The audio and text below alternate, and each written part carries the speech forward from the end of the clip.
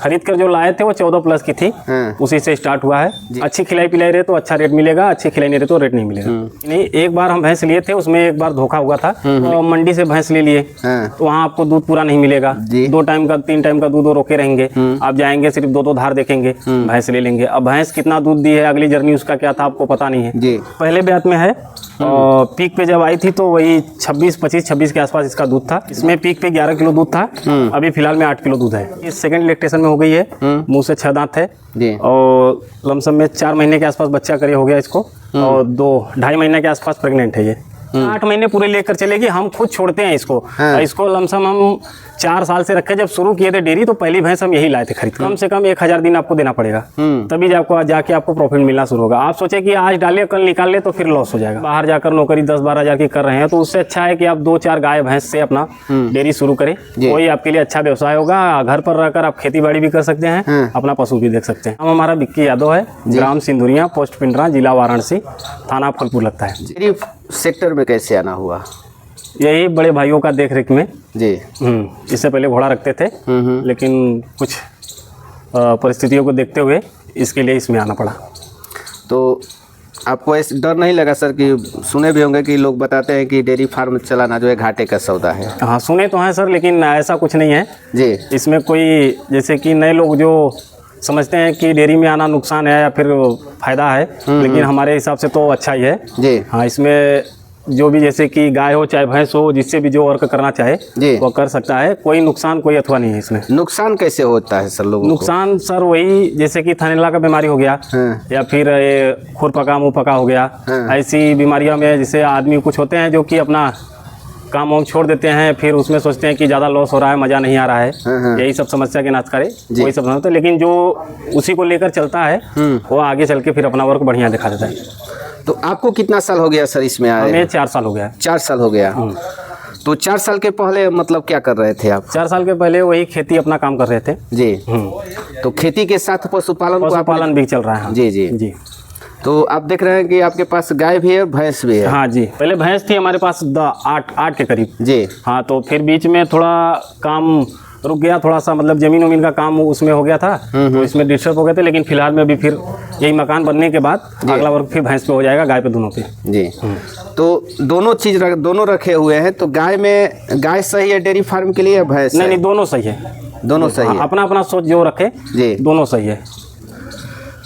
तो शुरुआत कितनी भैंसों से किए थे सर? शुरुआत एक भैंस से किए थे। एक भैंस से? हाँ, कितने लीटर वाली? वही 12 लीटर 13 लीटर के आसपास थी। खरीदे थे या घर की थी? नहीं, घर की थी। घर की थी। खरीद कर जो लाए थे वो 14 प्लस की थी, उसी से स्टार्ट हुआ है जी।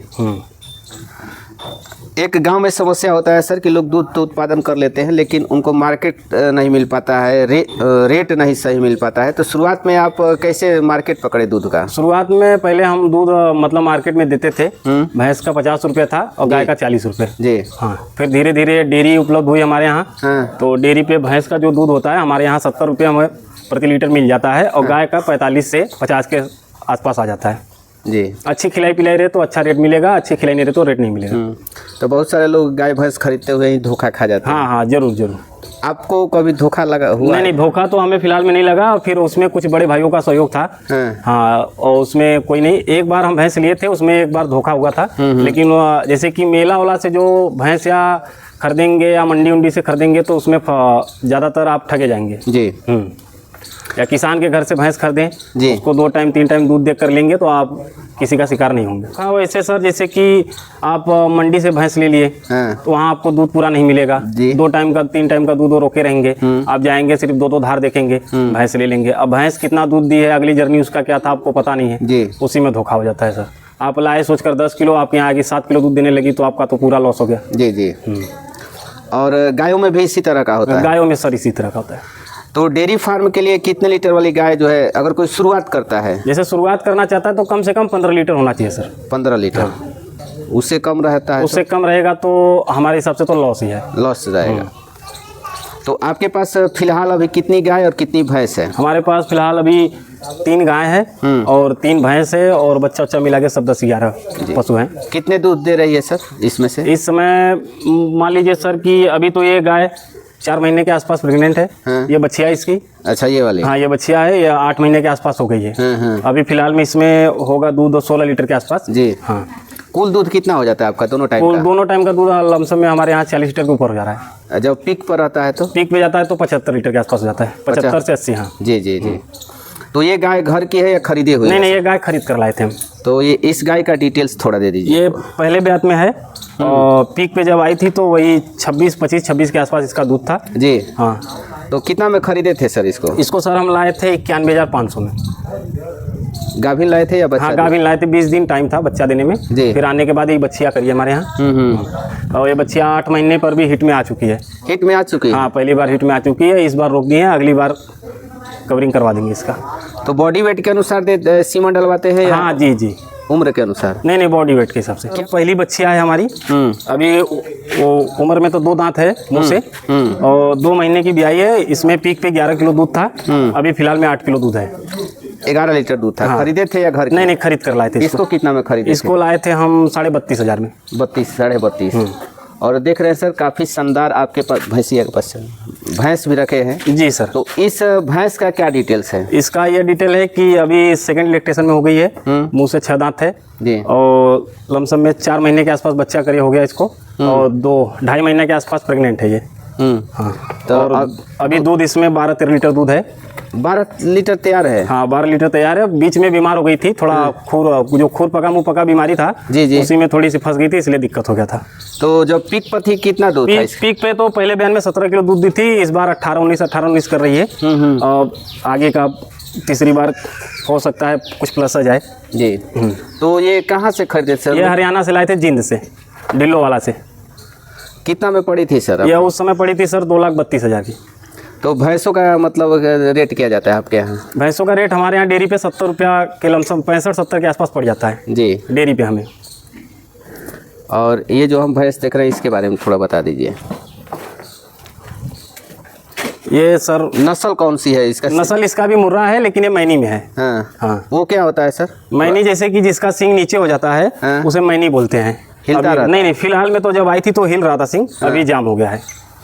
तो ये भी लोकल ही है या? नहीं, ये भी वहीं से आई है। इस पे पीक पे 17 किलो दूध रहता है और इसका रिकॉर्ड अच्छा है कि 8 महीने लमसम पूरा लेके दूध चलती है।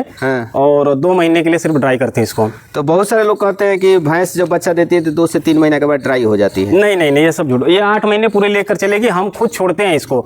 इसको लमसम हम 4 साल से रखे, जब शुरू किए थे डेयरी तो पहली भैंस हम यही लाए थे खरीद कर। हाँ, यानी कि भैंसों से भी लोग डेयरी चलाना चाहे तो चला सकते हैं। कितने लीटर वाली भैंसों से सर शुरुआत करना? शुरुआत तो कम से कम 12 लीटर से प्लस रहे तो भैंस अच्छी है सर जी।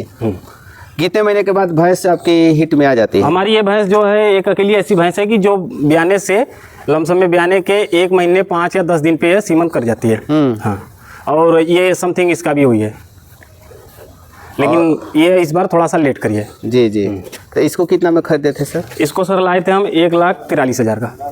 तो भाड़ा तो अलग से लगा होगा? भाड़ा सर यही करीबन 7,000 के आसपास एक भैंस पे। हाँ, एक भैंस का।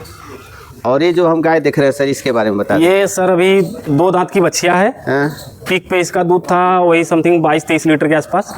अभी फिलहाल सीमन किए थे, लेकिन थोड़ा सा फाल्ट करके, मतलब गाभिन थी लेकिन गड़बड़ा गया इसका। जी जी। हाँ, तो कल से थोड़ा कचरा इसका साफ सही नहीं है। कल दवा छूटेगा इसको, फिर अगले के लिए थोड़ा हो जाएगी। तो गायों में सर रिपीट ब्रीडिंग की समस्या होता है? थोड़ा होता है सर, लेकिन हमारे हिसाब से तो नहीं है।